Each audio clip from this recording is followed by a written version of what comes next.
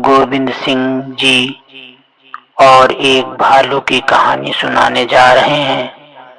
अगर अच्छी लगे तो वीडियो को लाइक, शेयर एंड चैनल को सब्सक्राइब जरूर करना। तो शुरू करते हैं दोस्तों। श्री गुरु गोविंद सिंह जी के दरबार में सदैव चहल पहल बनी रहती थी। एक दिन श्री आनंदपुर साहब नगर में एक कलंदर एक भालू लेकर आया। वह स्थान पर भालू के कर्तव्य और उदरपूर्ति के लिए दर्शकों से भिक्षा मांग लेता। उसे ज्ञात हुआ कि इस नगरी के स्वामी बहुत उदार चित्त हैं। वह उन सभी को सम्मानित करते हैं। वो वीरता के कर्तव्य दिखाता है। अतः वह गुरु दरबार में उपस्थित हुआ और विनती करने लगा कि आप अवकाश के समय मेरा कर्तव्य देखें। मैं विशालकाय भालू से मल्ल युद्ध करता हूँ। गुरु जी ने आज्ञा प्रदान की। एक विशेष स्थान पर भालू के खेलों का आयोजन किया जाना था। भालू ने भांति भांति के नृत्य दिखाए और अंत में कलंदर के साथ हुआ मल्लयुद्ध को देखकर सभी सिख सेवक हंसने लगे। गुरु जी को चंवर करने वाला भाई कीर्तिया बहुत जोर से खिलखिलाकर हंसा। उसकी असामान्य हंसी देखकर गुरुजी ने उस पर प्रश्न किया, कीर्तिया जी, आपने पहचाना है यह भालू कौन है? इस पर कीर्तिया शांत होकर कहने लगा, नहीं गुरुजी, मैं इसे कैसे पहचान सकता? मैं कोई अंतर्यामी तो नहीं। गुरुजी ने उसे बताया कि यह भालू तुम्हारा पिता है। यह उत्तर सुनकर भाई कीर्तिया जी बहुत परेशान हुआ और गुरुजी से कहने लगा कि मेरे पिता को गुरु घर के सेवक थे। वह आपके पिता श्री गुरु तेग बहादुर साहब जी के समय में भी सेवा में समर्पित रहते थे।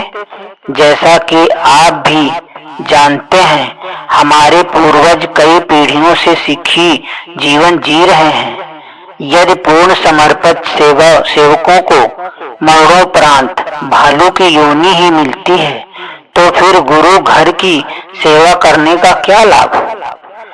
भाई कीर्तिया जी के जिज्ञासा और दुविधा शांत करने के लिए गुरु जी ने उन्हें बताया कि आपके पिताजी सेवा में संलग्न रहते थे, किंतु उनके दिल में अभिमान आ गया था कि मैं श्रेष्ठ सिख हूँ। इसलिए वह जनसाधारण को अपने कड़वे वचनों से अपमानित कर देते। एक दिन कुछ बैलगाड़ियां जिसमें गुड़ लदा हुआ था अपने गंतव्य की ओर जा रही।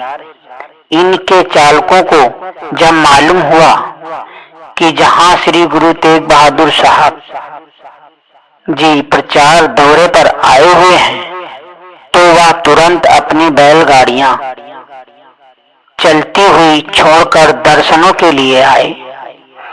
उस समय आपके पिताजी से उन्होंने अनुरोध किया कि हमें भी प्रसाद देने की कृपा करें। वह उस समय संगत में प्रसाद वितरण कर रहे थे। उन्होंने इस मैले कुचैले कपड़े वाले गुरु के सिखों को कठोर शब्दों में कहा, पीछे हटकर खड़े रहो, बारी आने पर प्रसाद मिलेगा। किंतु ये सिख जल्दी में थे, क्योंकि उनकी बैलगाड़ियां चलती हुई आगे बढ़ती जा रही थीं। अतः उन्होंने पुनः आगे बढ़कर प्रसाद प्राप्त करने का प्रयत्न किया। इस बार आपके पिता गुरदास जी ने उन्हें बुरी तरह फटकार कर लगाई और कहा, क्यों रिछ की तरह आगे बढ़ते चले आ रहे हो? सब्र करो, प्रसाद मिल जाएगा। इस पर उन सिखों ने वहीं पर गिरे हुए प्रसाद का एक कण उठाकर बहुत श्रद्धा से सेवन कर लिया और जाते हुए कहा, हम रीछ नहीं, तुम रीछ हो। तो भक्त जनों से अभद्र व्यवहार करते हो, बस वही अभिशाप तुम्हारे पिता को भालू योनि में मरणोपरांत ले आया। किंतु वे गुरु के सिख थे, इसीलिए अब अच्छे कर्म फल के कारण गुरु दरबार में उपस्थित हुए हैं। वह वृतांत सुनकर भाई कीर्तिया जी गुरु जी के चरणों में लेट गए और विनती करने लगे कि हे गुरु जी, कैसे भी मेरे पिताजी को क्षमा करके मोक्ष प्रदान करें। गुरु जी ने भक्त के अनुरोध के कारण उस कलंदर से वह भालू खरीद लिया और कड़ा प्रसाद तैयार करवाकर समस्त संगत को उसके कल्याण के लिए प्रार्थना करने को कहा। जैसे ही प्रार्थना समाप्त हुई और भालू को प्रसाद खिलाया गया, जैसे ही भालू ने प्रसाद का सेवन किया, वह कुछ देर में ही शरीर त्याग गया और बैकुंठ धाम को चला गया। गुरुजी ने उस भालू को मनुष्यों की तरह अंतिम संस्कार कर दिया। जय गुरुदेव, जय गुरुदेव। अगर हमारी कहानी अच्छी लगी हो तो वीडियो को लाइक, शेयर और चैनल को सब्सक्राइब करें। दिल से जय गुरुदेव, जय गुरुदेव। नाम किसका? प्रभु का, प्रभु का पावन प्यारा नाम। जय गुरुदेव।